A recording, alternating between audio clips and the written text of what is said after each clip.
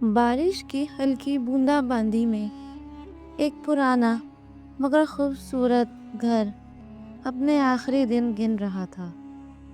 در و دیوار گواہ تھے ان خوابوں کے جو کبھی یہاں بسائے گئے تھے۔ ہارون آج اس گھر کو ہمیشہ کے لیے چھوڑنے جا رہا تھا۔ ایک ایسا فیصلہ جو اس کے دل کو چیر رہا تھا، لیکن مجبوریوں نے اسے اس دہلیز تک پہنچا دیا تھا جہاں واپسی کا کوئی راستہ نہیں تھا۔ سارا، اس کی وفادار بیوی، سب کچھ جانتے ہوئے بھی اس کے ساتھ تھی۔ نہ شکایت، نہ سوال، بس ایک خاموشی جو بہت کچھ کہہ رہی تھی۔ سارا، آج سب کچھ ختم ہو گیا، سب کچھ۔ میرے پاس تمہیں رکھنے کے لیے اب کوئی گھر نہیں ہے۔ میں نے یہ گھر بیچ کر ان لوگوں کا قرض چکا دیا ہے جو روزانہ مجھ سے اپنے پیسے مانگ کر مجھے تنگ کرتے تھے۔ سارا، تم واپس اپنے ماں باپ کے گھر چلی جاؤ۔ اب میرے پاس سوائے آنسوؤں کے کچھ نہیں بچا۔ میں واپس اپنی اسی دنیا میں جا رہا ہوں، ایک ایسی ٹوٹی ہوئی جھونپڑی میں جو تمہارے رہنے کے لائق نہیں ہے، جو گھر بھی نہیں کہلا سکتی۔ سارا بولی، ہارون، آپ مجھے جہاں رکھیں گے میں وہیں رہوں گی۔ اگر وہ گھر نہیں ہے تو ہم اسے گھر بنا لیں گے، لیکن میں بس آپ کے ساتھ ہی رہوں گی۔ ہارون نے آخری بار اس گھر کی طرف دیکھتے ہوئے کہا، تم نے ابھی وہ جھونپڑی دیکھی نہیں ہے، مجھے پتا ہے تم وہاں نہیں رہ سکو گی۔ ہارون، آپ مجھے آزما کر دیکھ لیجیے گا، میں اس آزمائش میں پورا اتروں گی۔ باہر بارش ہو رہی تھی۔ بارش کے قطروں میں ہارون اور سارا کے آنسو چھپ گئے تھے۔ دونوں نے اپنا سامان ٹانگے میں رکھا اور سمندر کے کنارے میران بستی کی طرف روانہ ہو گئے۔ ٹانگا سمندر کے کنارے اس گھر کے قریب آ کر رک گیا جس کا ٹوٹا ہوا لکڑی کا دروازہ ہلکی ہوا سے بار بار ہل رہا تھا۔ اب یہی گھر سارا اور ہارون کی نئی پناہ گاہ تھا، جہاں شاید اب ہارون کو ساری زندگی گزارنی تھی۔ یہ وہی گھر تھا جہاں ہارون کی پہلی بیوی سبا نے ہارون کے برے وقت میں اسے چھوڑ دیا تھا۔ گھر میں داخل ہوتے ہی سارا نے کہا، یہاں کسی کی کشتی پڑی ہوئی ہے ہارون، لگتا ہے پہلے یہاں کوئی مچھیرا رہتا تھا۔ ہارون نے حیران ہوتے ہوئے کہا، مچھیروں کی بستی ہے؟ ہاں، شاید یہاں کوئی رہتا ہو، مگر میں یہاں پہلے کبھی نہیں آیا۔ سارا کو کیا پتا تھا کہ ہارون پہلے یہی اسی گھر میں رہتا تھا، اور وہ مچھیرا ہی تھا، بلکہ اب تو اس کی آگے کی ساری زندگی بھی مچھلیاں پکڑ کر ہی گزرنی تھی۔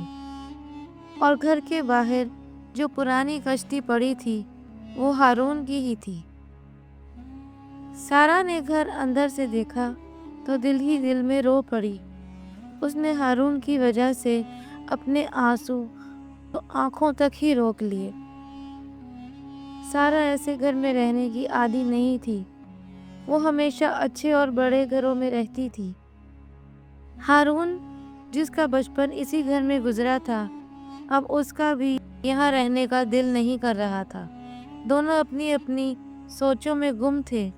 سارا سوچ رہی تھی، اگر ہارون نے میری بات مان لی ہوتی اور عامر ہمارے پیسے لے کر نہ بھاگتا تو آج ہم اپنے گھر میں ہوتے، ہماری زندگی اتنی مشکل کبھی نہ ہوتی۔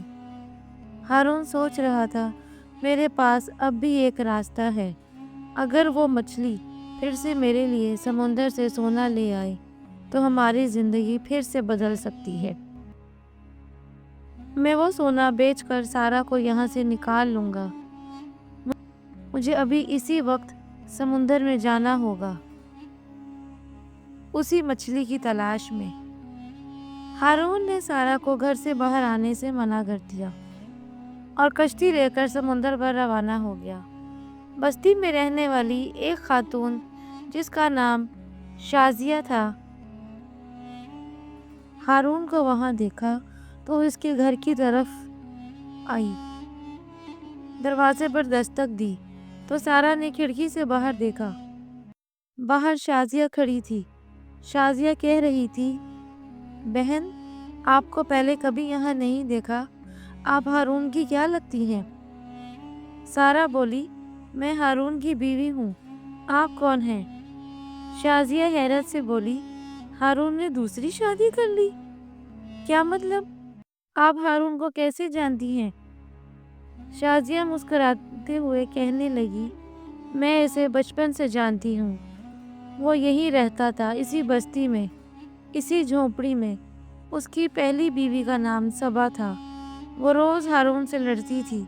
लोग कहते हैं कि वह हारून को पैसे न होने की वजह से छोड़कर चली गई। सारा के चेहरे का रंग उड़ गया।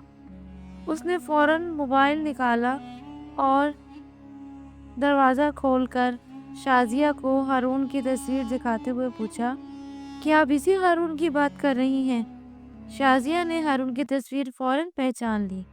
हाँ, यही तो वो हारून है, मछुआरा हारून। रोज समुंदर से मछलियां पकड़ता था। मैं कैसे भूल सकती हूँ? हमारा तो बचपन ही इसी समुंदर के किनारे गुजरा है। अगर तुम्हें मेरी बात का यकीन नहीं तो इस बस्ती के किसी भी शख्स से पूछ लो, सब हारून को जानते हैं। ये सुनकर सारा का सब्र टूट गया और उसकी आंखों से आंसू बहने लगे।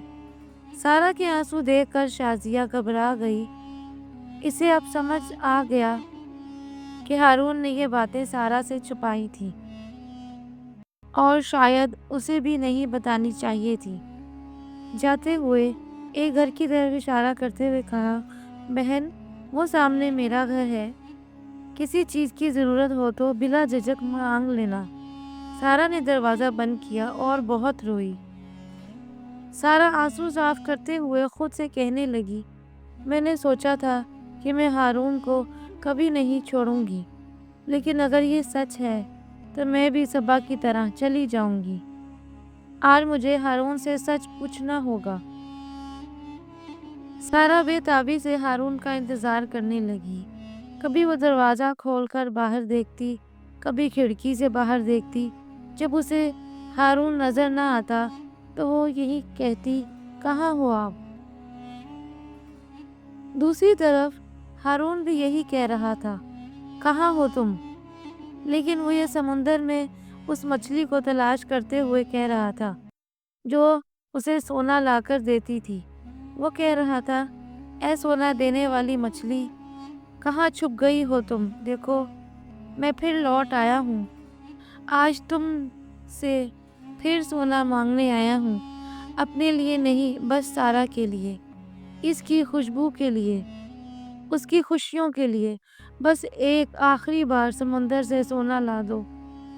मगर मछली न आई तो हारून मायूस हो गया। उसने रोते हुए, चीखते हुए कहा, ठीक है, मत आओ, मत दो मुझे सोना, जा रहा हूँ मैं। ये कहकर वो अपने घर की तरफ रवाना हो गया। उसने एक बार फिर पीछे मुड़कर नहीं देखा। अगर देखता तो उसे वो मछली दिखाई देती जो उसकी कश्ती के पीछे पीछे आ रही थी। मेरे पास एक आखिरी उम्मीद थी, वो भी अब ख़त्म हो गई। सारा, मैं तुमसे माफ़ी मांगता हूँ और फिर कहता हूँ, मुझे छोड़कर चली जाओ और किसी अमीर आदमी से शादी कर लो। मैं गरीब आदमी हूँ, तुम्हें क्या दे सकता हूँ? कुछ भी नहीं। जाओ, तुम चली जाओ। सारा, जो बहुत गुस्से में थी, उसकी बातों के बाद कोई सवाल न पूछ सकी। हारून रोज़ शहर में कोई काम ढूंढने जाता, लेकिन रोज़ नाकाम वापस आता। इसी दौरान सारा खुद को झूठी तसल्ली देते हुए कहती, हारून एक बिजनेसमैन थे। मैं नहीं मानती कि वो समुंदर पर मछलियां पकड़ने जाते थे। शायद वो लड़की झूठ बोल रही होगी। ورنہ ہارون تو مجھ سے جھوٹ نہیں بولتے۔ ایک دن جب ہارون کے پاس پیسے ختم ہو گئے تو اس نے شہر میں کام تلاش کرنا چھوڑ دیا اور مجبور ہو کر سمندر پر مچھلیاں پکڑنے چلا گیا۔ لہریں ہارون کی کشتی سے ٹکرا رہی تھیں۔ انہی لہروں میں ہارون کو سنہری آنکھوں والی 4 چھوٹی مچھلیاں نظر آئیں۔ ہارون کشتی سے کھڑا ہو گیا اور فوراً بولا، واہ، یہ تو وہی مچھلیاں ہیں جن کی میں نے جان بچائی تھی۔ تو ان کی ماں میرے لیے سمندر سے سونا لے آئی تھی، لیکن ان کی ماں آج کہیں نظر نہیں آ رہی۔ ہارون نے بچپن سے سمندر میں پہلے کبھی سنہرے رنگ کی مچھلیاں نہیں دیکھی تھیں۔ اسے پورے سمندر میں بس یہی 4 مچھلیاں اور ان کی ماں ہی نظر آتی تھی، جن کی آنکھیں سنہرے رنگ کی طرح تھیں اور روشنی کی طرح چمکتی تھیں۔ اسی وجہ سے ہارون ان مچھلیوں کو فوراً پہچان گیا۔ چاروں چھوٹی مچھلیاں اس کی کشتی کے قریب آ گئیں، جیسے وہ ہارون سے مدد مانگ رہی ہوں کہ ان کی ماں کو کسی مچھیرے نے پکڑ لیا ہے۔ ہارون سوچنے لگا، یہ کچھ کہنا چاہتی ہیں، کہیں ان کی ماں کو کسی اور مچھیرے نے تو نہیں پکڑ لیا۔ اس کے ذہن میں فوراً شہراز اور دانش کا خیال آیا، جو امیر ہونے کے لیے مچھلیوں کو پکڑتے تھے تاکہ ان کو بھی وہ سونا دینے والی مچھلی مل جائے جس نے ہارون کو سونا دیا تھا، اور اس کی وجہ سے وہ بہت امیر ہو گیا۔ ہارون فوراً اپنی بستی میں واپس آ کر شہراز کے گھر گیا، جہاں آج بھی سمندر سے پکڑی جانے والی مچھلیوں کا ڈھیر لگا ہوا تھا۔ شہراز اور دانش انہیں مچھلیوں کو الگ الگ کر رہے تھے۔ تبھی ہارون کی نظر ایک ایسی مچھلی پر پڑی جسے دیکھ کر اس کی ایک بار پھر سے امید ٹوٹ گئی۔ ان مچھلیوں میں سے ایک سنہری آنکھوں والی بڑی مچھلی نظر آئی، اور یہ وہی مچھلی تھی جو اسے سمندر سے سونا لا کر دیتی تھی۔ شہراز کی نظر ہارون پر پڑی تو بولا، کیا دیکھ رہے ہو؟ پہلے کبھی مچھلیاں نہیں دیکھیں کیا؟ ہارون نے شہراز کو نہیں بلکہ دانش کو جواب دیتے ہوئے کہا، دانش، میں نے تمہیں اپنا راز بتا کر غلطی کی تھی۔ تم نے میری پیٹھ میں ہی چھرا گھونپ دیا۔ تم نے تو وہی مچھلی پکڑ لی اور اسے مار دیا جو مجھے سمندر سے سونا لا کر دیتی تھی۔ شہراز اور دانش فوراً ایک ساتھ بولے، کون سی مچھلی؟ اس کے بعد وہ پاگلوں کی طرح اپنی مچھلیوں کی طرف دیکھنے لگے۔ ہارون بولا، وہ سنہری آنکھوں والی مچھلی، وہ میری زندگی بدل دینے کی آخری امید تھی۔ تم دونوں نے مجھ سے وہ آخری امید بھی چھین لی۔ شہراز نے فوراً سنہری آنکھوں والی مچھلی اٹھائی اور اسے کاٹ ڈالا۔ اندر سے کوئی سونا نہیں نکلا تو بولا، جھوٹے انسان ہارون، اس میں تو کوئی سونا نہیں نکلا۔ ہارون نے اپنے گھر کی طرف جاتے ہوئے کہا، تم دونوں بے وقوف ہو، سونا اس مچھلی کے اندر نہیں تھا، بلکہ یہ مچھلی مجھے سمندر سے سونا لا کر دیتی تھی۔ شہراز نے کٹی ہوئی سنہری مچھلی کو دیکھ کر ہارون سے کہا، جاؤ، اب اسے جا کر پکا کر کھا لو۔ تمہاری وجہ سے ہمارے کئی مہینے سمندر پر ہی اس مچھلی کو ڈھونڈنے میں ہی ضائع ہو گئے۔ ہارون گھر پہنچا تو سارا نے ہمت کر کے وہ سوال پوچھ ہی لیا جو وہ روز پوچھنا چاہتی تھی، ہارون، کیا آپ کی زندگی میں مجھ سے پہلے بھی کوئی لڑکی تھی؟ ہارون گھبراتے ہوئے بولا، سارا، یہ کیا سوال ہے؟ سارا نے پھر یہی سوال پوچھا تو ہارون نے پھر جھوٹ بولا، تم ہی وہ پہلی اور آخری لڑکی ہو جو میری زندگی میں آئی ہو۔ پھر آج یہ باتیں کیوں پوچھ رہی ہو؟ مجھے پتا تھا وہ لڑکی ہارون کے بارے میں جھوٹ بول رہی تھی۔ اب سارا کے دل میں ہارون کے بارے میں جو غلط فہمی تھی وہ دور ہو گئی تھی، لیکن ہارون کہاں جانتا تھا جلدی اس کا راز بھی کھلنے والا ہے۔ کچھ مہینوں کے بعد حالات بہت خراب ہو گئے۔ پھر سے مچھلیاں ہارون کے جال میں آنا بند ہو گئیں، اور اس کے ساتھ ہی اب وہ رات آ گئی جب گھر میں کھانے کے لیے کچھ بھی نہ تھا۔ ہارون تو ایسی راتوں کا عادی تھا، لیکن زارا کی زندگی میں ایسا پہلی بار ہوا تھا जब इसके पास खाने को कुछ ना था। हारून ने शर्मिंदगी से कहा, सारा सोना मत, मैं किसी घर से खाना मांग कर लाता हूँ। हारून बस्ती में निकला ही था कि सारा को शाजिया की ये बात याद आई। बहन, वो सामने मेरा घर है, किसी भी चीज़ की ज़रूरत हो तो मांग लेना। सारा फौरन शाजिया के घर गई और उससे खाना ले आई, लेकिन हारून अभी तक घर नहीं पहुंचा था। वो बस्ती वालों से सारा के लिए खाना मांगता फिर रहा था और उनकी बातें भी सुन रहा था, मगर कोई उसे खाना देने को तैयार नहीं था।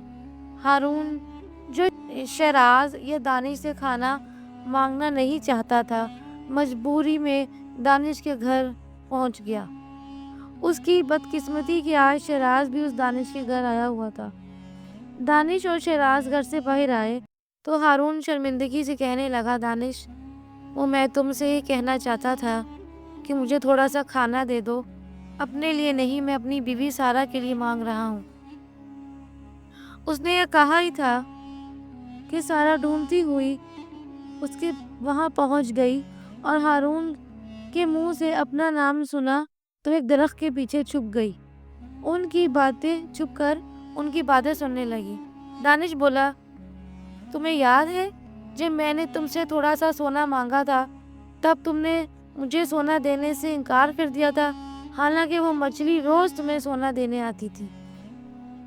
तब तो तुमने मेरी मदद नहीं की थी और आज भी मैं मछली पकड़कर जिंदगी गुजार रहा हूँ। चले जाओ, मेरे पास तुम्हारे लिए कोई खाना नहीं है, ना तुम्हारे लिए और ना ही तुम्हारी बीवी के लिए। शहराज ने भी अपना गुस्सा निकालते हुए कहा, जब तुम अमीर हो गए थे तो तुम हमारी बस्ती छोड़कर चले गए थे और तुमने हमारी दोस्ती भी छोड़ दी थी। तब तुम्हें हमारा ख्याल नहीं आया था, फिर से तुम्हें हमारी ज़रूरत पड़ गई है। हमारे साथ बहुत अच्छा हुआ कि तुम फिर से कंगाल हो गए। जैसे तुम्हारी पहली बीवी सब छोड़ा था, इसी तरह तुम्हारी दूसरी बीवी सारा भी तुम्हें छोड़ जाएगी। सारा ने ये राज सुना तो उसकी आंखों से आंसू गिरने लगे।